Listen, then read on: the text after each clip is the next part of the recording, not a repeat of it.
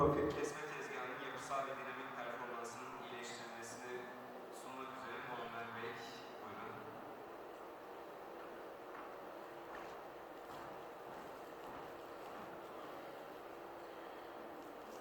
Öncelikle merhaba. Adım Muammer Tanrıverdi. Kocaeli Üniversitesi doktora öğrencisiyim, otomotiv mühendisliği.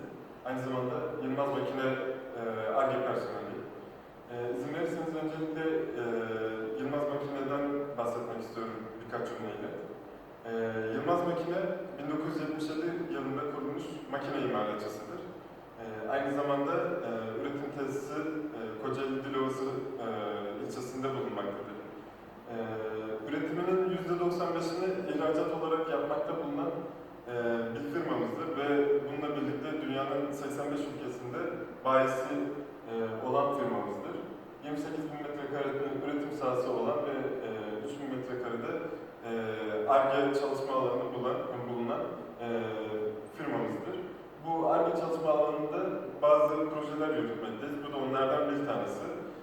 Burada gördüğünüz makine bir alüminyum cephe kaplama profillerini kerten, daha doğrusu içinden bir parça çıkartan, şunun gibi dikdörtgen ya da daha farklı açılarda parça çıkartan bir makinedir.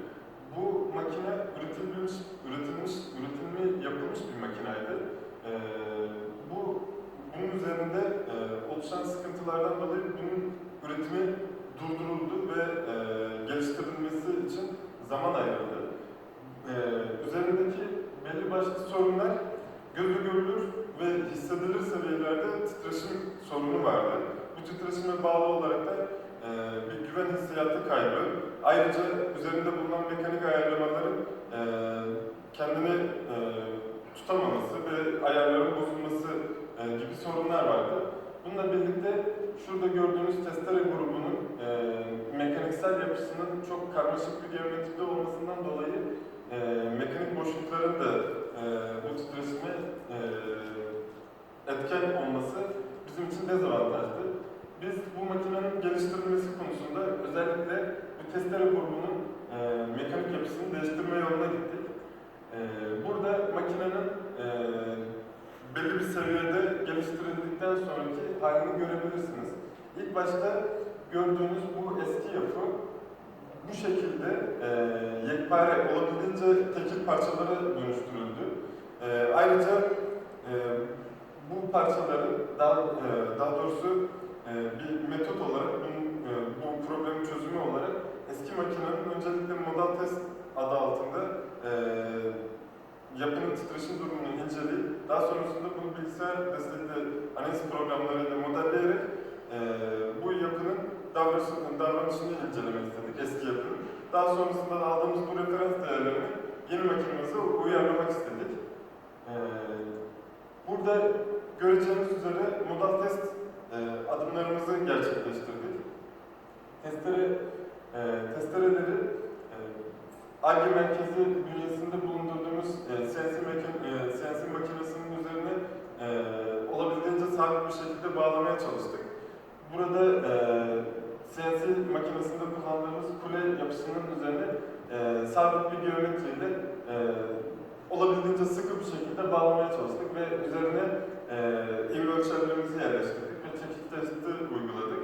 Burada ivme ölçerlerin lokasyonu olarak sistemin en fazla hareket edebileceği testerenin merkezine olabildiğince yerleştirmek istedik.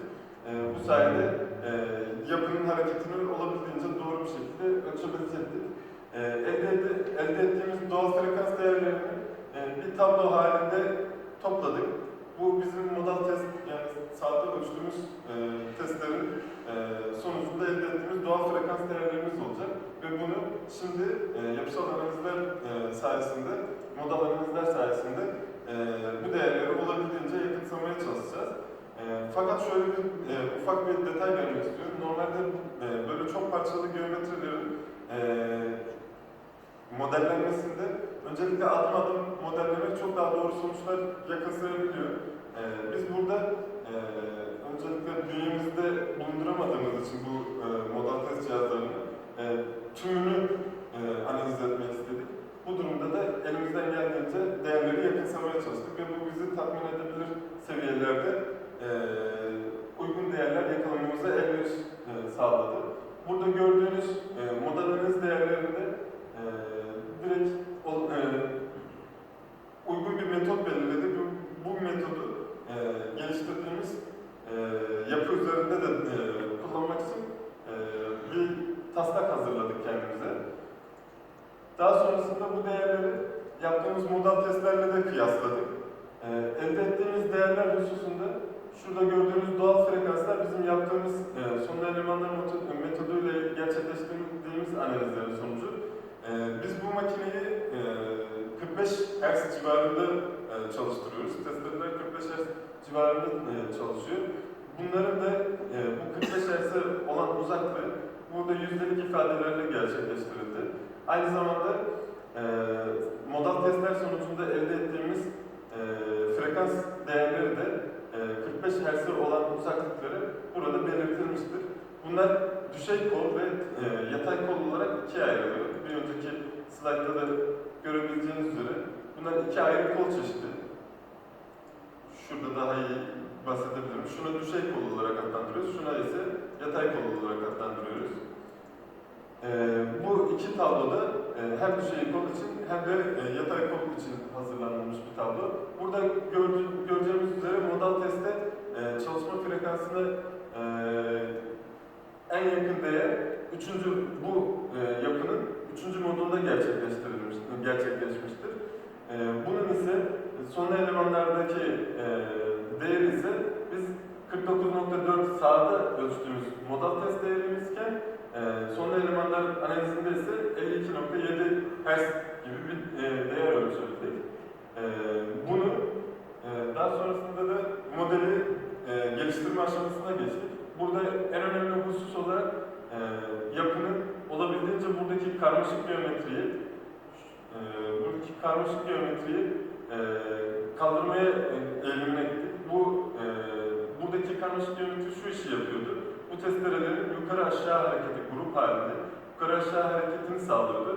Biz bu geometriyi bu bölümden kaldırarak kablanın üzerine yerleştirdik ve bunu daha basitleştirerek yapıyı bu karmaşık geometriden kurtarmaya çalıştık ve mekanik boşluklardan da olabildiğince uzaklaşmaya çalıştık.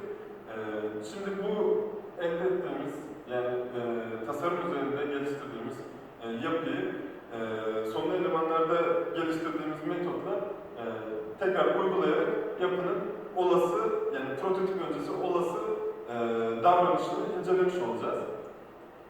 Burada yine aynı şekilde aynı metodu kullanılarak sonlu elemanlar analizi gerçekleştirildi. Bunun sonucunda elde edilen değerlerimiz yine bir önceki tabloda olduğu gibi 45 Hz çalışma frekansına olan uzaklıklarımız gözlemlenmekte.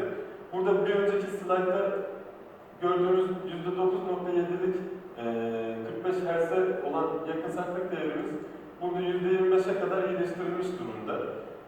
Bu değeri biz aynı zamanda bir hata payı olarak da değerlendirmek istedik. Çünkü bizim yaptığımız sonlu elemanlar analizi, bir önceki yaptığımız modal analizle arasındaki hata payı farkımız bu modda özellikle %6.7 idi. Biz bu %6.7 değerini elde ettiğimiz modal analiz sonucuyla da çarptığımız zaman bizim olası imal ettiğimiz prototip ürünün olası modal test değeri 52.50 Hz civarına kadar düşürmüş bulunuyoruz. Bu sayede bizim makinemiz ilk başta yaptığımız prototip %9.7 oranında 45 Hz çalışma frekansına yakınsarken biz bunu %16.6 değerine kadar uzaklaştırmış bulunuyoruz. Bu sayede yapının olabildiğince rezonans bölgesinden uzaklaştırılmasını sağladık ve makinemizin prototip çalışmasını şu anda yürütmekteyiz. Yakın zamanda da imalatını başlamış olacağız. Benim anlatacaklarım bu kadar. Sormak istediğiniz bir soru varsa alabilirim. Çok teşekkür ederiz.